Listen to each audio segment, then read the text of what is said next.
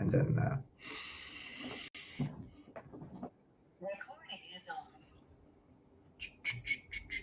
Live streaming is on. yep, I believe it is streaming on YouTube now. I'll be going in Facebook as well, and it should be starting on Facebook as well. So, all right, here we go. So we are Juan, and And Heiko, and we are the Essence of Truth podcast. which is all about the freedom and happiness that everybody wants but didn't know how to get. And today we talk about, have you ever been ChatGPT-Ish? Because we're living in a world where it's just everywhere now, and it seems like ChatGPT kind of replaces thinking for many of us. And so we definitely want to talk about that because we're also living in a world where we're the most connected and in the history of humanity, and yet we feel most lonely, or many of us really feel lonely, even though we could potentially have these connections. And we believe this is a very, very important topic to address.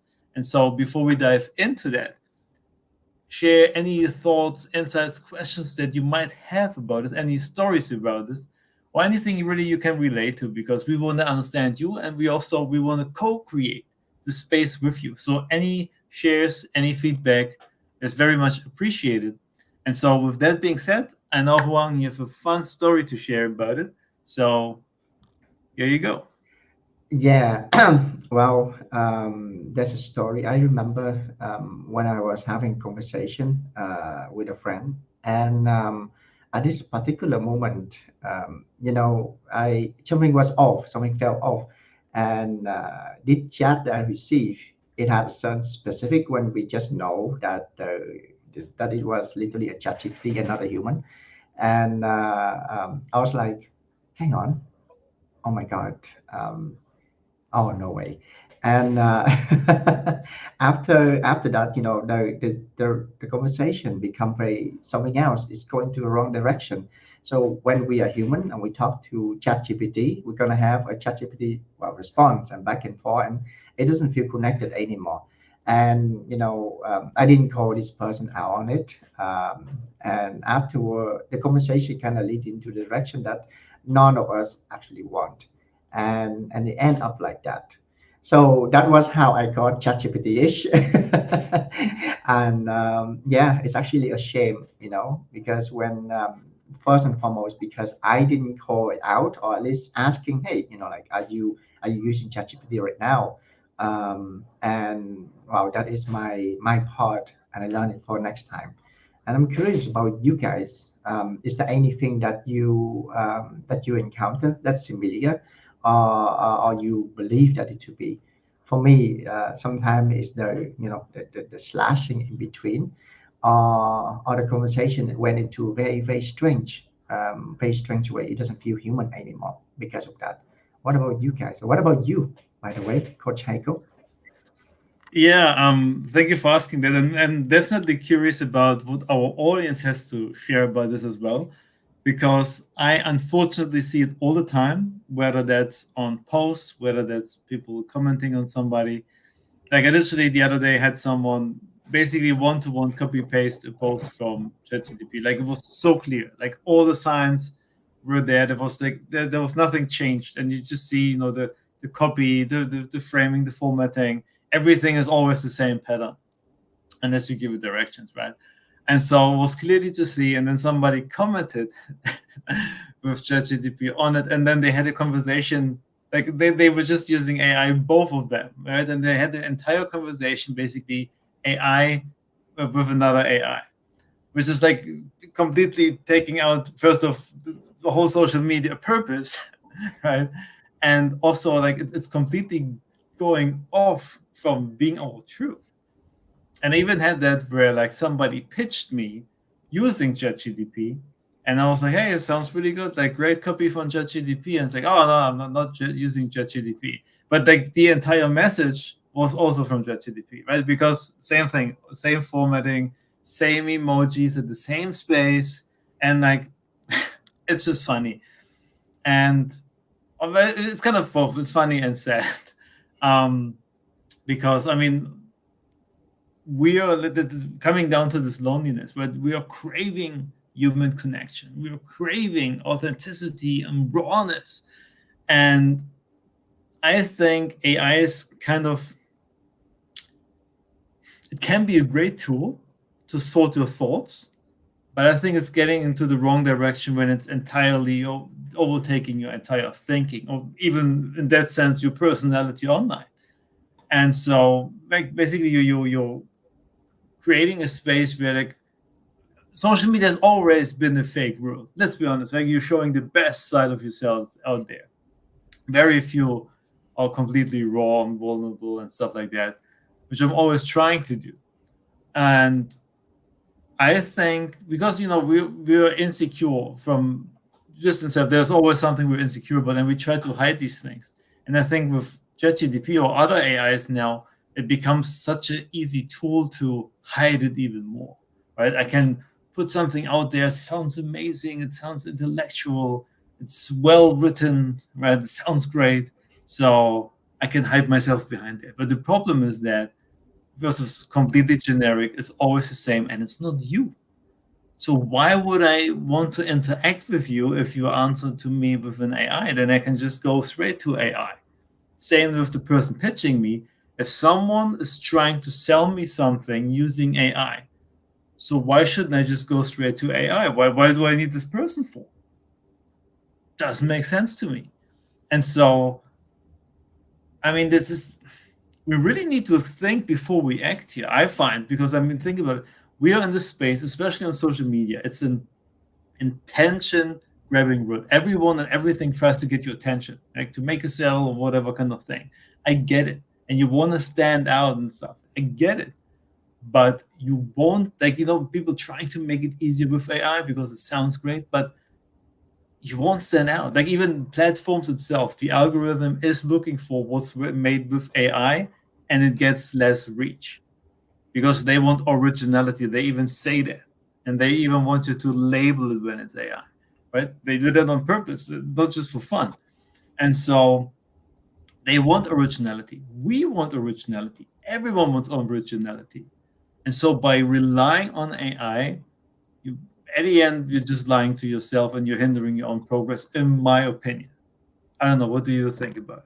Yeah, I totally agree with that. Oh my God, right now we crave for connections, right? And when we're using AI and we are not also a part of it, we are not clear about it, right? Hey, I'm using AI when we are going out, which I'm gonna do it in the future, right? Hey, are you perhaps using AI? And this is not to offense, right? I get it. AI is a new toy, and when electricity was invented, I mean, like, oh my God, right? I mean, like, got used, and internet was invented. Oh my God, right? Hey, new toys for the world. I get it. Right now, it's AI, it's ChatGPT, and there's no blaming in that, right?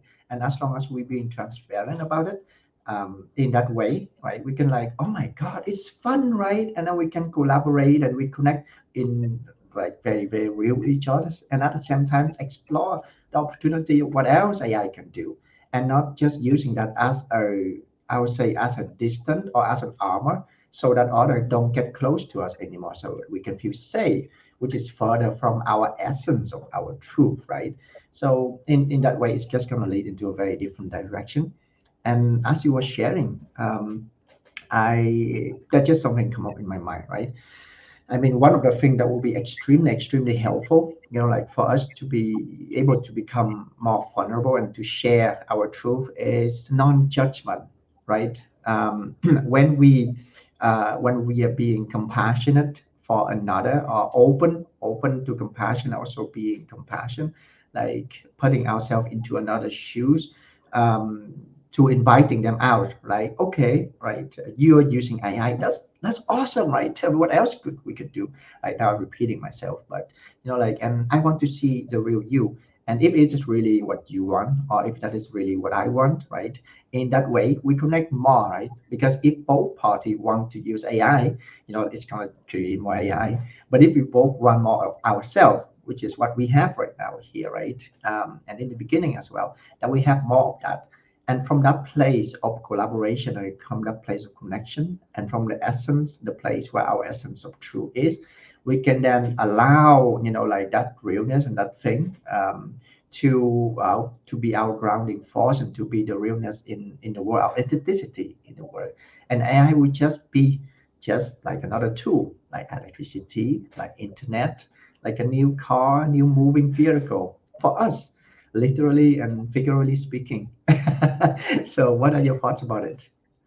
I love how you express it. First of like with the putting the armor on, because it's kind of exactly how it kind of Yeah, feels like for many.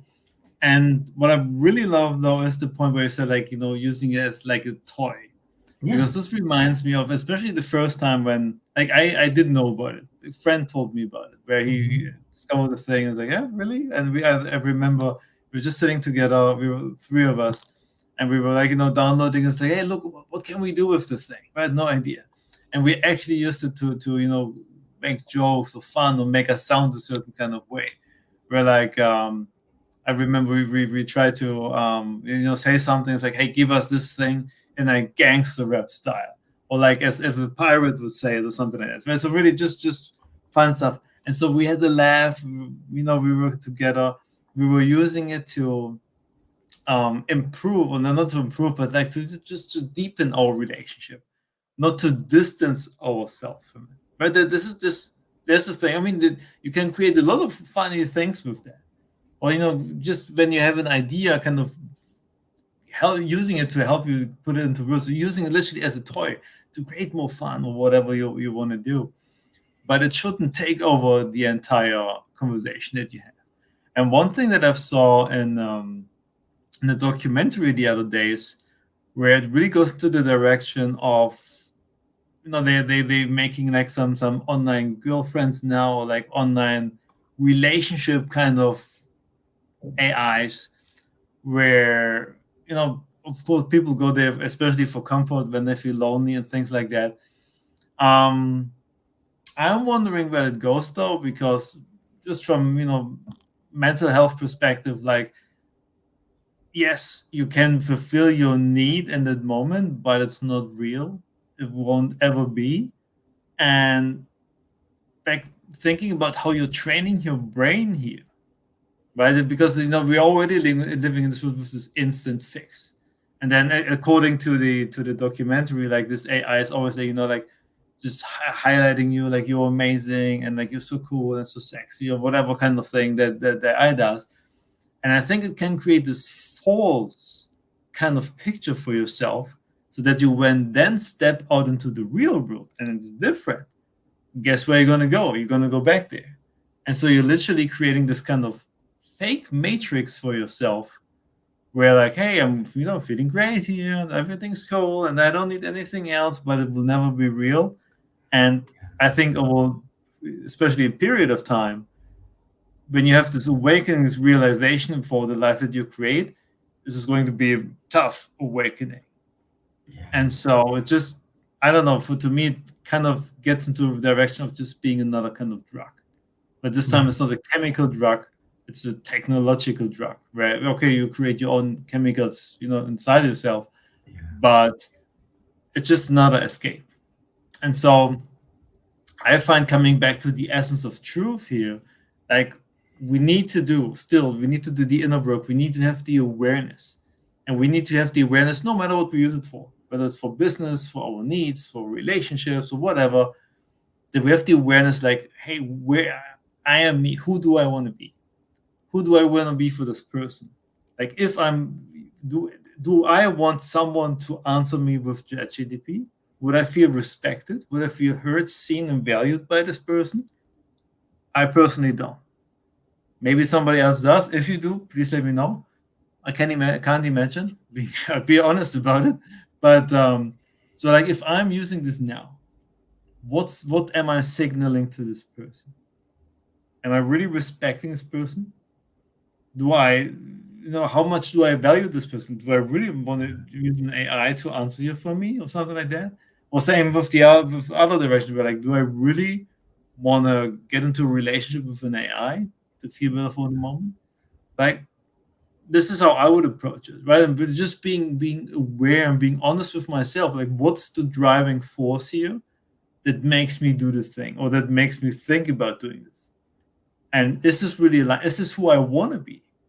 Is this how I want to live my life? And maybe I don't know yet. Okay, but then I can try out. But can try it with the awareness of checking in, like, hey, what does this do to me? And then I can still turn around if it doesn't work. But the awareness here is key, and that you're staying true to who you are. I don't know. What are your thoughts about it, Juan? Man, so many cool things that you just dropped over there, right? From, like a toy and with your friend, right? And until later about about being respected or not, with when you are being replied or when we are being replied with ChatGPT, right? And we find out, and well, lead to a different thing, of course. And I literally want to go to both sides, right? The first is the toy itself. It reminds me, when you share that, it reminds me of the MSN.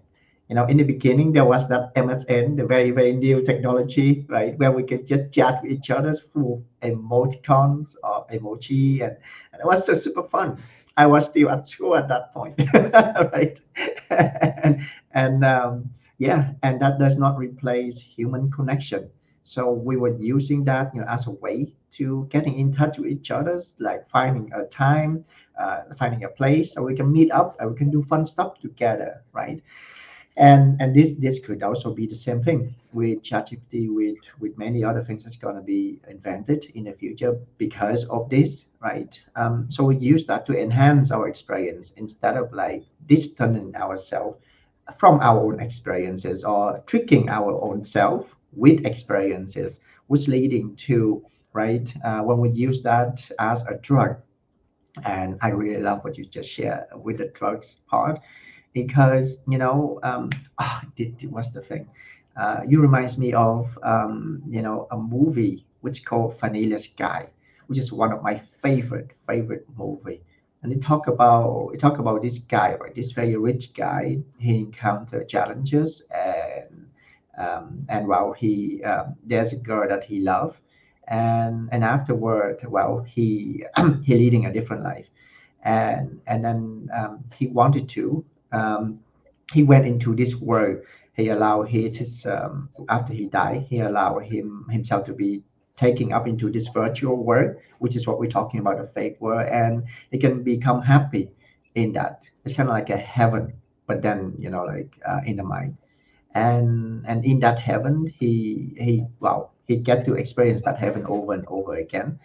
And then he make a choice at the end of it. There was some glitches, and he make a choice to either return to real life, to live out this, like this heaven. And he chose the real thing because, in the end, what is, and this is a super super cool quote which I learned from it. uh, um, what was it say again? The sweet can never be as sweet without the sour. And with the challenges we face in life, right, with the pain, with the suffering, with anything that we are not welcoming, that we have yet to be appreciated in the immediately moment, right? After we overcome them, after we face them, and after we have, we find a way out, and share that experience, though, the reward, it's extremely fulfilling. And I can relate it to a physical part of us as well. Guys, do you know in Vietnam, because I'm from Vietnam, so I know about it from Vietnam, that when you making soup or you making some type of dessert, with sweet, you add a little bit of salt in it. And as you add a little bit of salt, it's intensified sweetness, just a little bit of salt. So you see, this related back to that movie Vanilla Sky, that related back to our life in general, in how we experience life, that lead to how much were you missing on, in life, if you are rejecting that, you know, that little salt that will allow you to experience life even more fully. So That's what I have to got to share right now. That is, thank you so much for sharing that, because I think this fits perfectly to it, right? Very, and something I had to learn as well, where I had to learn to embrace, the challenges, the uncomfortable things, but the feelings that we usually try to avoid feeling. And to me, it ties back to, or like where I resonate most with, is with a tree. They, I think it was for NASA, or NASA actually did it, where they were growing trees entirely inside of a building to see if they could do that, with space travel and things like that. And what they realized is that at a certain growth, they would always just fall over. They wouldn't have a solid foundation. They would basically almost like outgrow themselves so much that it basically collapsed. And they didn't understand why until they realized the resistance was missing. There was no wind, there was no storm. The tree had no reason to grow strong. The tree had no reason to develop a strong foundation, strong roots to carry itself through the storm. And so it was weak. And at the end, couldn't even hold itself anymore. And to me, this resonated so much because it made me realize like all the stuff I went through, the hardest challenges, the toughest times, the times that at the time when I was living them, I wished it would over. I wished it never happened. But later they became a blessing because of the lessons that I've learned and the person I became in the process, which is exactly what we would miss out on if we decide to live in a virtual world or just give all our challenges and everything we have to AI. You deal this thing for me. So you never learn to deal with anything. You're losing your strength until you collapse and you're lying on the floor and there's no help. As like, what happened with the tree. And so yeah, I think this is a beautiful quote. And I know the name of the movie. I think I saw it even myself, but I can't remember any of it. So maybe it's time to rewatch. Absolutely. Definitely recommend it. Oh my God. I have to say thank you. Thank you for sharing that, that the story with the tree. And something pops in my mind, right? Which is, guys, challenges. It really challenges is a way to for us to discover our reason to grow strength and depth in life. Without it, just like the tree, we could never become strong. We could never become deaf without it. And well, just like the tree, we're gonna be flipping over as easy. Yeah. Yeah. Yeah. So I think your story brought me to this point. And I think this is really where the essence of truth comes in, where like life is life. Challenges are part of it. And they make us grow. And I know just thinking about even, video game. When you have a video game that would be completely easy, you can just run through, there's no challenge, no trouble. Where's the fun in it? Like if there's no growth, if I would just run through, I could just watch a movie about it. I wouldn't have to play it. It's when there's a challenging part, like boss or whatever kind of thing, and I have to practice. And maybe I fail a couple of times, and especially the ones where I'm really failing, where I really have to practice and get it done. When I overcome this one, guess how I'm feeling? Effing amazing. Like with every other challenge in life, like the things that have the most resistance, that are the most hardest, once you overcome them, this is where you really step up into a new self. And so I learned to embrace the whole thing. And I think my takeaway of today is going to be that one, because AI is fun, nice tools, everything back and forth. But I believe in human development and human psychology, and I believe we need the challenges, we need to grow, we need to fail to really live a fully rich life. Mm, mm. I really love that. Hmm. As for me, I would say I always know, that challenges is really helping us to grow stronger, right? To grow, become more foundational, become a force in the world. I didn't think it until now, which is my takeaway. In challenges, we discover our reason to grow strength. Because like without a reason, if we don't know what the reason of us doing something, then it's just automatic. Then how much strength is in there, right? How much persistence is in there, and how much will and discipline could we master? So with challenges, we get to discover our reason, and that is a powerful, powerful piece. So thank you so much for sharing that.